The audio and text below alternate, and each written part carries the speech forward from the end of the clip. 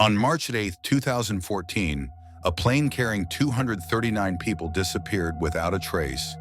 It was a modern aircraft, a Boeing 777. It had one job, to fly from Kuala Lumpur to Beijing. It never arrived. No distress call, no wreckage for over a year, no answers, just silence. This is the story of MH370 and the mystery that still haunts the sky. Malaysia Airlines Flight 370 was a red-eye flight. It was scheduled to leave Kuala Lumpur at 12:35 a.m.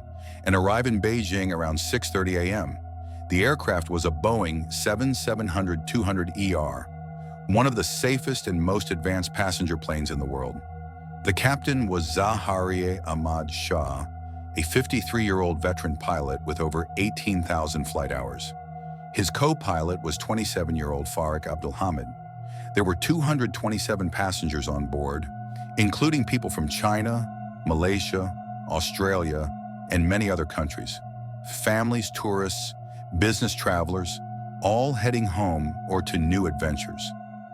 At 12:41 a.m., MH370 took off from Kuala Lumpur International Airport, its powerful engines roaring into the night. The flight was uneventful. At first, everything seemed normal. The plane climbed smoothly, the cabin lights dimmed for the overnight trip, and passengers settled in. At 1:19 a.m., as the plane left Malaysian airspace and prepared to enter Vietnamese airspace, the co-pilot spoke the final known words from the cockpit. "Good night, Malaysian 370. 2 minutes later, at 1:21 a.m., the plane's transponder, the device that shows its exact location to air traffic controllers, suddenly went dark. Malaysia Airlines Flight 370 vanished from civilian radar screens. Controllers expected routine handoffs to Vietnamese authorities, but the plane was gone. While civilian radar lost track of MH370, Malaysian military radar still tracked an object matching the plane's size and speed. The plane made an unexpected left turn, veering hundreds of miles off course. Instead of continuing northeast towards Beijing, it turned west, crossing the Malaysian peninsula and flying over the Andaman Sea. It stayed in the air for over an hour after disappearing from the civilian radar. But after that, silence. No one knows exactly what happened during those hours. No radio messages, no alerts. Just a strange detour, and then nothing. The initial search focused on the South China Sea, where the plane was last seen by civilian radar. Ships and planes scoured the ocean, but found no sign of wreckage. Days passed, weeks. Families of the passengers waited anxiously for news, but authorities had little to offer. Then came a breakthrough. Inmarsat, a satellite communications company, revealed their satellites had picked up faint handshakes, electronic pings, from the plane for almost 7 more hours after it disappeared. These signals didn't give an exact location, but suggested MH370 was still flying, far from where anyone had looked. Experts analyzed the timing and angles of these pings, calculating 2 possible flight paths. One path led north towards Central Asia. The other pointed south, deep into the vast and remote Indian Ocean. After months of analysis, investigators concluded the southern path was far more likely. Based on satellite data, investigators believed the plane flew south over the Malay Peninsula, past Sumatra, and into the Indian Ocean. They estimated its final resting place somewhere in a remote patch of sea west of Australia, one of the most isolated and hostile regions on Earth. Australia took the lead in the underwater search effort. Using sonar, underwater drones, and specialized ships towing sensitive equipment, teams scanned the ocean floor for months. The search area was immense, covering more than 120,000 square kilometers of ocean, with underwater mountains and deep trenches. For months, they found nothing. The ocean kept its secrets. Then in July 2015, more than a year after the disappearance, a piece of debris washed up on Réunion Island, near Madagascar. It was a wing part called a flaperon, and it was confirmed to be from MH370. This discovery was both a breakthrough and a heartbreak. It proved the plane had crashed, but it also meant the main wreckage was still missing, lost somewhere beneath thousands of meters of water. In the following months and years, more debris linked to MH370 appeared on shores in Mozambique, South Africa, and other Indian Ocean islands. Each piece told a silent story of tragedy and mystery, but none gave clues to what had caused the plane to disappear. With so little physical evidence, theories about MH370 exploded. Some believed the plane suffered a sudden mechanical failure, a catastrophic fire or electrical failure that left the pilots helpless. Others suspected hijacking or sabotage. Some speculated about cyber attacks that could have taken control of the plane remotely. One of the most chilling theories focused on the pilot.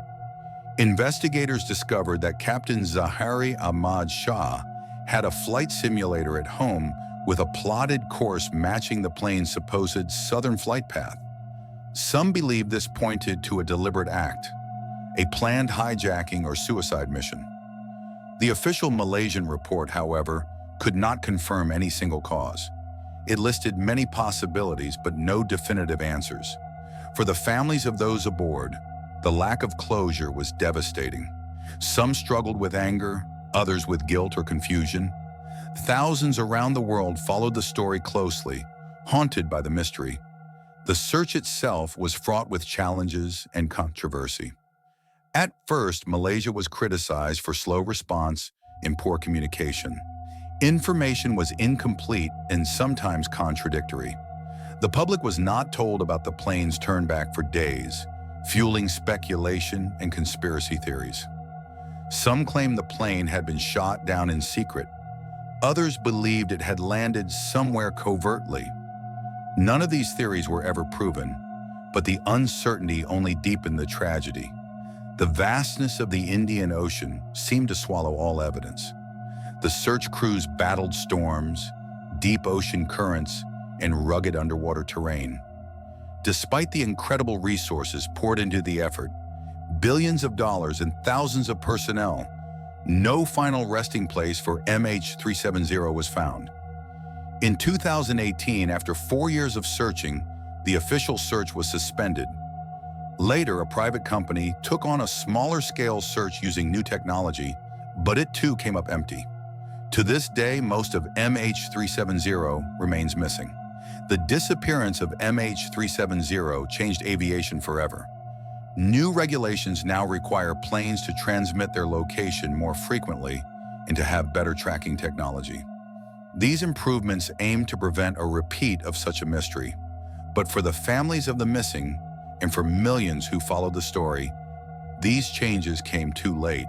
Planes don't just vanish, not in our era of satellites, radar, and constant connectivity. And yet, MH370 did. The mystery of MH370 remains one of the greatest in aviation history. 239 souls took off under a clear night sky, bound for home, for a new life, or for adventure. And then, they disappeared into silence. As the years pass, the questions remain. What really happened on that plane? Was it pilot error, mechanical failure, hijacking, or something else? Will the wreckage ever be found? Will we ever know the truth? For now, MH370 is a haunting reminder of how fragile life is, how technology can fail us, and how sometimes the greatest mysteries remain hidden in the silence of the deep. Thank you for listening to this episode of Silent Stories. If you found this story captivating and want to uncover more mysteries from history and beyond, don't forget to subscribe and hit the notification bell. Every story we tell is carefully researched and told with respect for those involved. And we're just getting started. Stay with us for more silent stories that speak louder than words. Until next time, keep wondering, keep questioning, and remember, some stories are silent, but never forgotten.